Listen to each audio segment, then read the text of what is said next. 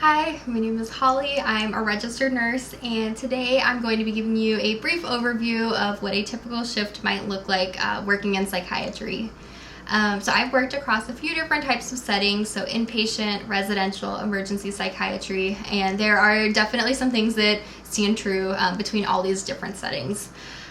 So starting out, typically when you go into your shift, you're going to be getting a report. And report in psychiatry is actually pretty different than in other specialties. So you'll be getting report over all of the patients on the unit, and typically you'll be in a room with all the other oncoming staff that are coming in for that shift with you.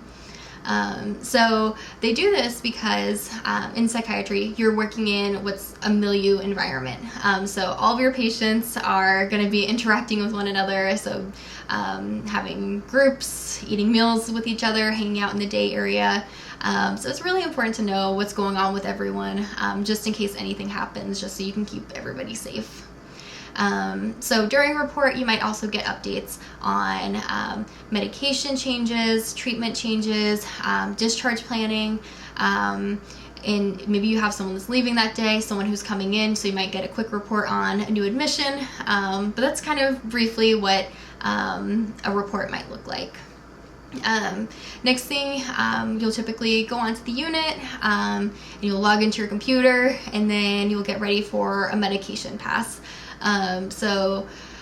Usually there's two main medication passes that happen during the day.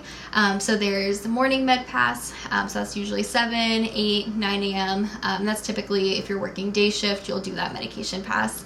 And then there's also HS meds or nighttime meds, so that's 7, 8, 9 p.m. So if you're working maybe evening shift or night shift, you'll be doing that.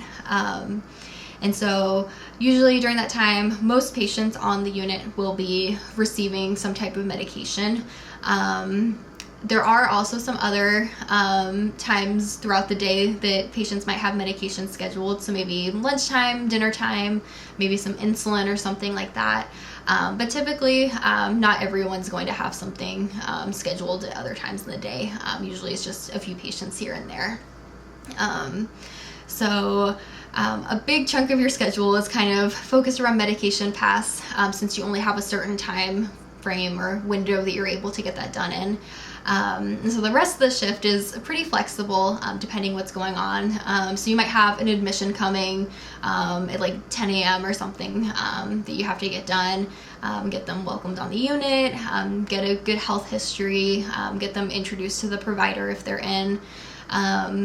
And then also you might have a discharge, so someone might be leaving at 3 p.m. so helping them get packed up, doing education over discharge medications, and maybe they have an appointment coming up, so you want to go over the instructions on how to get there, who to get in touch with if they have any questions. So that's also really important.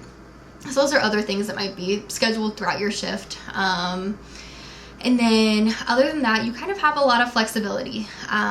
So a big part of the job is charting. So you're gonna wanna check in with your patients at some point during the day, and do a psych assessment.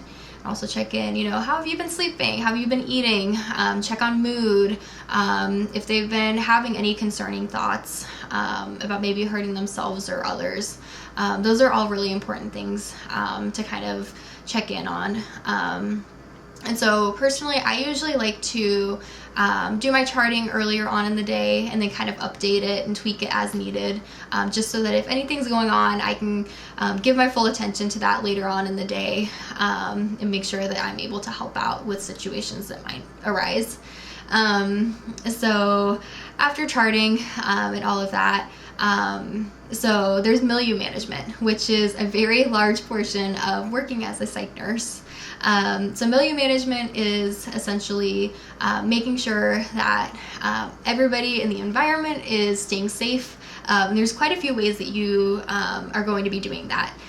So first off, there's the physical environment. So let's say you're working on a locked unit, making sure that all the doors actually are locked properly and that there aren't any maybe ligature risks or anything like that. Making sure there aren't any plastic bags out on the floor, the medications are secured, and kind of keeping an eye on just the physical environment and making sure that there isn't anything dangerous out there. And then another thing is just, keeping an eye on everybody's interactions, making sure that, if somebody is having a tough time, that you're there for them. And you definitely want to catch this sooner rather than later, because you have a better chance of being able to have a therapeutic interaction, and prevent things from getting too far. And we definitely want to make sure that we're not having anybody get hurt or anything like that. So maybe you notice a patient's been pacing a lot, and that's not typical. So, checking in with them, maybe walking the halls with them, kind of seeing if there's anything you can do. So most patients will have some type of PRN or as needed medication ordered. So if they are having a difficult time, maybe trying to get that for them sooner rather than later. Talking about maybe coping mechanisms as well. So maybe getting them a frozen washcloth.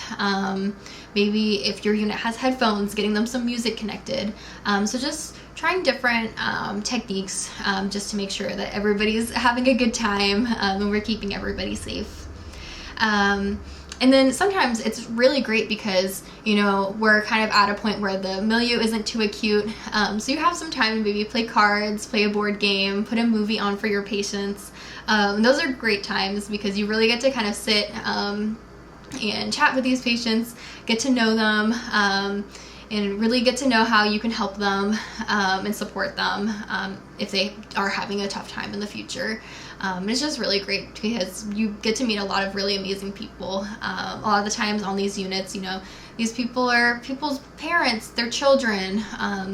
You'll see teachers, nurses. You see all types of people come in for care. So, being able to have interactions with everyone and just, see them eye to eye, and just, treat them well. That's really important. So when you do get downtime to just kind of sit and chat, maybe do some coloring, work on a puzzle, that's always really great. But for the most part, that's pretty much what a typical day in psychiatry might look like if you're a floor nurse. It definitely changes if you're a charge nurse or if you're doing interprofessional rounding with the psychiatrist or the social worker. But typically, you'll have your med pass, your charting, you'll have report when you come in, you'll give report, or the charge nurse will give report when you're heading out, and it's just a lot of milieu management and just kind of going and seeing where the day takes you. So that's a brief overview. If you have any questions at all, please feel free to reach out. I'm more than happy to answer them, and I hope you have a great rest of your day.